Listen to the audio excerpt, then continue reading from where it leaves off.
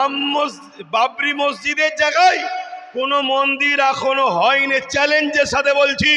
কেন আমার খোদা, আমি এখানে বসে রয়েছি, আপনারা যদি নিজেদের মধ্যে এরকম কথাবার্তা বলেন, এটা একটা আমাকেও কিন্তু কষ্ট দেবে।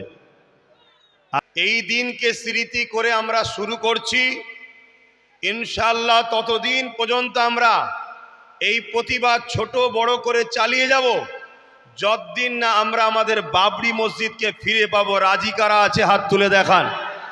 ইনশাআল্লাহ মনে করেন যে না মিডিয়ার প্রয়োজন নাই, তাহলে বলুন, আমি সরিয়ে দিতে বলছি না, দেখেন এনারা সরে যাবে। কিন্তু মনে রাখ, এখানে কে কি দল করে, কে কি পছন্দ করে, ওটার লড়াই এখানে আমরা আসিনি। আমরা এখানে এসেছি আমাদের ইমানের ওপরে কেন্দ্র সরকার হাত দিতে যাচ্ছে, এবারে ওদের কালো হাতকে ভাঙতে আমরা এসেছি। পারবেন তো নাকি? হয়েছে, আপনারা কিন্তু একটা বৃহৎ বড় কাজ করতে এসেছেন।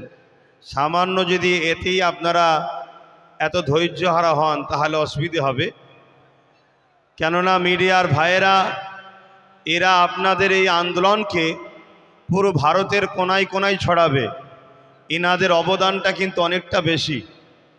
আপনারা যদি মনে করেন যে না মিডিয়ার প্রয়োজন নাই, তাহলে বলুন, আমি সরিয়ে দিতে বলছি না, দেখেন এনারা সরে যাবে।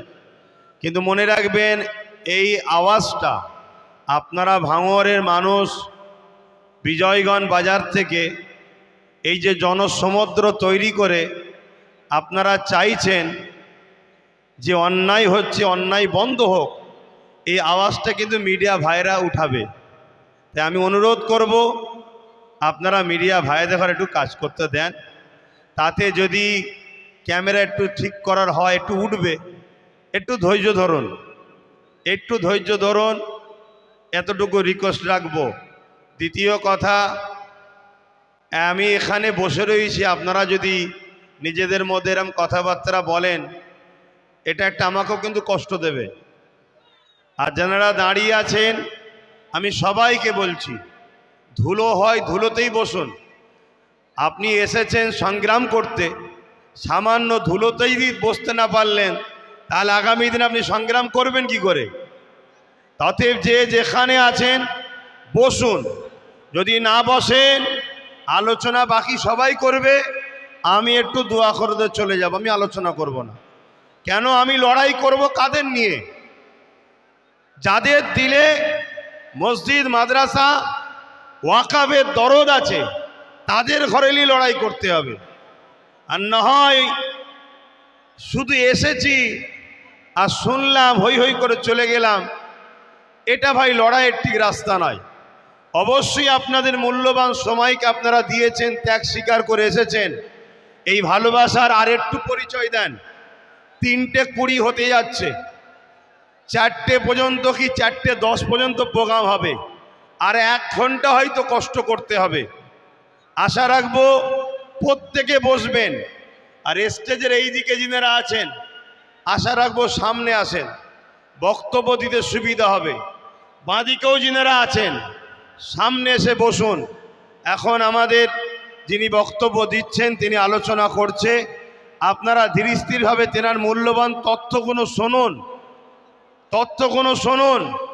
মনে রাখবেন, সাপ কিন্তু খুবই শক্তিশালী, কিন্তু তার একটা বদ অভ্যাস আছে, যা পাই তাই জড়াতে চায়।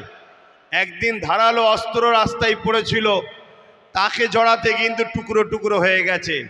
সব জায়গায় ক্ষমতার জোর চলে না, অনেক জায়গায় প্ল্যান মাফিক কাজ করতে হবে। তাই আলোচনা মন দিয়ে আপনারা শুনুন। ভাই আলোচনা করছে, আপনারা ধৈর্য ধরে শুনবেন। যে ভাইগুলো দাঁড়িয়ে আছেন, প্রত্যেককে বসার অনুরোধ করলাম। দেখবো আমার কথা কারা শোনেন।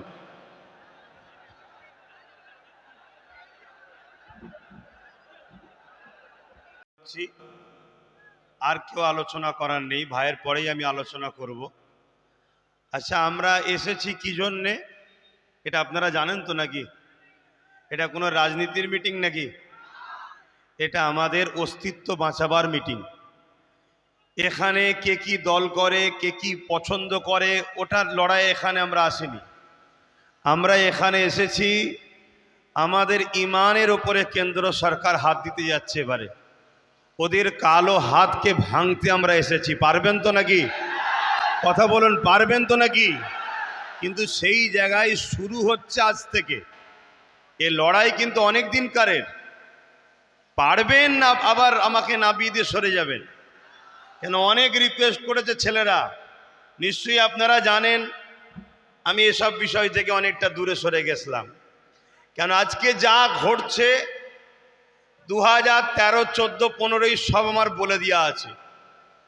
সোশ্যাল মিডিয়া খুলবেন, 13, 14 ওয়াজ আমার শুনবেন, সব বলে দেওয়া আছে। আমি সব আল্লাহ কারে বলে দিয়েছি। আজমির শরীফলে কি হচ্ছে, মসজিদে কি হবে, কবরস্থানে কি হবে, তোমাদের কবর হবে না পুরানো হবে, কি ষড়যন্ত্র সব বলে দিয়েছি। তারপরেও কিন্তু আহলে সুন্নাত ওয়াল জামাতের রাজ্য জুড়ে যারা নেতৃত্ব আছেন, বিশেষ করে আওলাদে আল্লামা বাইজিদ আমিন ভাই অনেক রিকোয়েস্ট করছে, ভাই 2-4টে মানুষের জন্য মন খারাপ করলে হবে না, আপনাকে নাপতে হবে। তা আমি নেবে কি অপরাধ করলাম না তো? আজকে 6 ডিসেম্বর, এই দিন আমাদের ঐতিহাসিক বাবরি মসজিদ গেছে। এই দিনকে স্মৃতি করে আমরা শুরু করছি।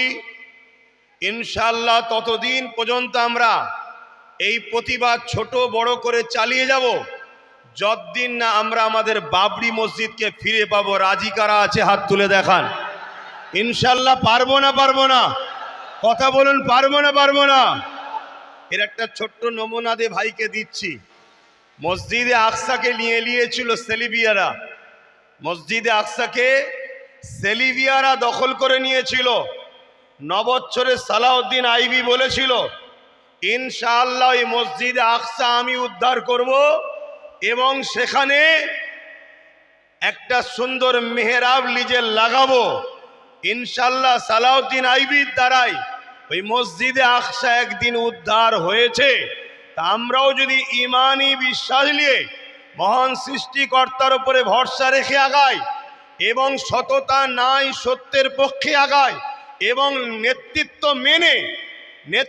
মেনে যদি আগায়, মুনাফেক যদি চিনে আগায়, ধোঁকাবাজ যদি চিনে আগায়, ইনশাল্লাহ আমিও বলে যাচ্ছি সেদিন বেশি দূর নয়, যেদিন বাবরির জায়গায় আবার নতুন করে সুন্দর কারুকার্যের বাবরি মসজিদ গড়ে উঠবে ইনশাল্লাহ। আরো জোরে বলুন ইনশাল্লাহ।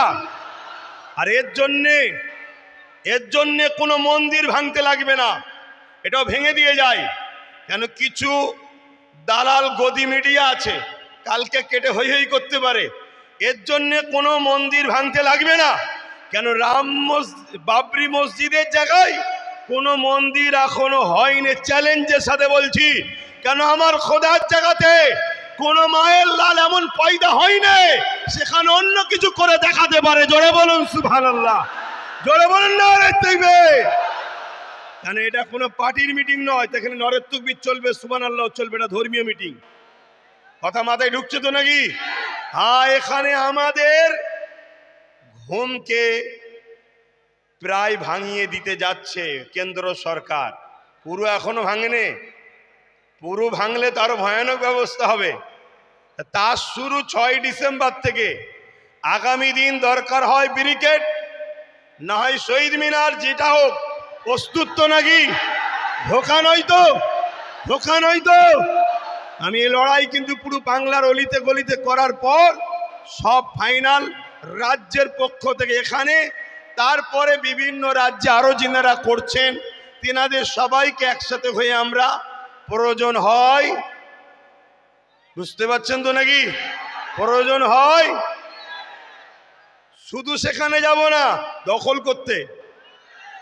এখন ভাই আলোচনা করবে, তারপর আমি করব।